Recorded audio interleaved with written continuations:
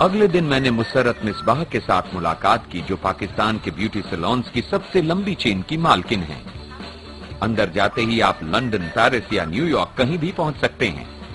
I mean ग्राहक, models, सामान सब कुछ टॉप क्वालिटी का, पर हेयर ड्रेसर्स और मेकअप आर्टिस्ट कुछ खास हैं। वो सभी उस एसिड की वजह से कुरूप हो चुकी हैं जो उन पर उनके पति, पिता या भाई ने फेंका था।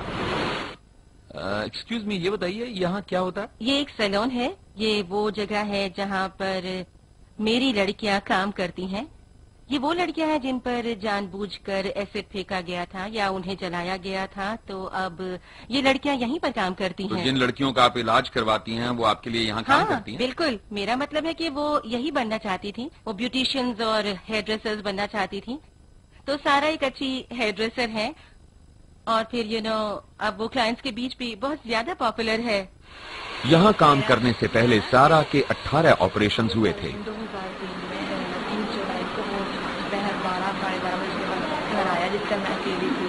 तो आके उसने मुझे साथ चलने को कहा, जिस पर मैंने उसको कहा कि मैं अपने वालिदैन की मर्जी के खिलाफ नहीं जाऊँगी। उसने मेरे साथ साथ इनकार करने पे उसने मुझको पानी मांगा। मैं किचन में पानी लेने गई तो फ़ौरन उसने मेरे चेहरे पर तेज़ाब फेंक दिया। जैसे मैं वापस हुई उसने फ़ौरन मेरे चेहरे पर तेज़ाब फेंक दिया। तो मैं चीखों की बात करने लगी। हमारे शादी उन्होंने वो मुझे हॉस्पिटल लेकर गए इमरजेंसी वार्ड में जिनाब से में। फिर वहाँ मेरा दूसरा ट्रीटमेंट था। उसके बाद 3 साल हो गए। स्माइल का पता लगा, जहाँ मेरी वालदा जॉब करती थी उन्होंने बताया। तो 3 साल हो गए स्माइल में मेरा इलाज हो रहा है। बाजी ने मुझे ब्यूटिशियन का कोर्स करवाने के लिए इटली भेजा और वहाँ मैं 3 बार ही मैंने ब्यूटिशियन का कोर्स किया। फिर ब्लो ड्राई, बॉडी मसाज। तो आखिर आपको ये सब करने का आइडिया कहाँ से मिला? मतलब इसकी शुरुआत कहाँ से हुई? ये सब अचानक ही एक दिन हो गया। मेरे पास एक दिन एक लड़की आई जो आपके सैलून में? हाँ, मेरे सैलून में। और उसने बुर्का पहना हुआ था। तो उसने कहा कि मुझे आपकी मदद चाहिए। ओके, मैंने उससे कहा बताओ मैं तुम्हारे लिए क्या कर सकती हूँ। तो उसने अपना नकाब हटा दिया। उस वक्त मैं खड़ी हुई थी और मुझे लगा कि मेरी टांगों में जान ही नहीं रही है। मैं फौरन बैठ गई क्योंकि मैंने एक ऐसी लड़की को देखा था जिसका चेहरा ही नहीं था। मैंने एक छोटी सी लड़की को देखा था जिसके चेहरे पर कुछ भी नहीं था, कुछ भी नहीं। मैंने उससे कहा मैं तुम्हारी मदद जरूर करूंगी और मैंने फौरन अखबार में एक छोटा सा इश्तिहार छपवा दिया। मेरे उस इश्तिहार में लिखा था कि अगर आप एक ऐसे इंसान हैं जिसे तेजाब या केरोसिन से जलाया गया है तो फौरन मेरे किसी सैलून में कांटेक्ट करें। और पूरे मुल्क से मेरे पास इस तरह की लड़कियां आई। फिर मैंने खुद से पूछा कि मैं मैं इनकी मदद कैसे करूंगी, किस तरह से मैं इन सब की सर्जरीज करा पाऊंगी।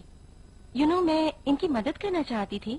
तो मैंने एक इटालियन ऑर्गेनाइजेशन से कांटेक्ट किया जो ऑलरेडी बांग्लादेश में इस तरह का काम कर रही थी। आपने सबको इकट्ठा किया? हाँ, यानी कि ये काम सिर्फ पाकिस्तान में नहीं हो रहा है। तब से इनके सैलून्स में 232 औरतें आ चुकी हैं। डेफलेक्स में होते हुए हमें कभी फील ही नहीं कराया गया कि हम लोग खूबसूरत नहीं है। हम लोगों को कभी महसूस ही नहीं हुआ कि हम लोग इनमें से नहीं है। हम बिल्कुल नॉर्मल है, हम भी खूबसूरत है। हमें कभी किसी ने ऐसा कहा ही नहीं। हम लोग किसी से कम नहीं है। सदबाज की बदौलत हम लोग बिल्कुल नॉर्मल है और बिल्कुल इन्हीं लोगों की तरह सोसाइटी में मूव कर सकते। ये तो एक बहुत ही अच्छा जवाब है। हाँ, कॉन्फिडेंस से भरा है जी, कॉन्फिडेंस से भरा। बहुत ज्यादा। और जैसा कि इसने कहा कि ये समाज का सामना ठीक वैसे ही करती है जैसे हम सभी करते हैं। क्योंकि इनके पास एक हुनर है। इसके पास हुनर है, इसके पास हौसला है, लगन है और ये जानती है कि इसकी मुस्कान जरूर वापस आएगी। नवल को जितनी हो सके उतनी हिम्मत की जरूरत होगी। 22 साल की उम्र में वो एयर होस्टेस बनने जा रही थी, लेकिन उनका पति ये बर्दाश्त नहीं कर सका। मुशर्रफ चाहती थी कि मैं उससे हॉस्पिटल में मिलूं।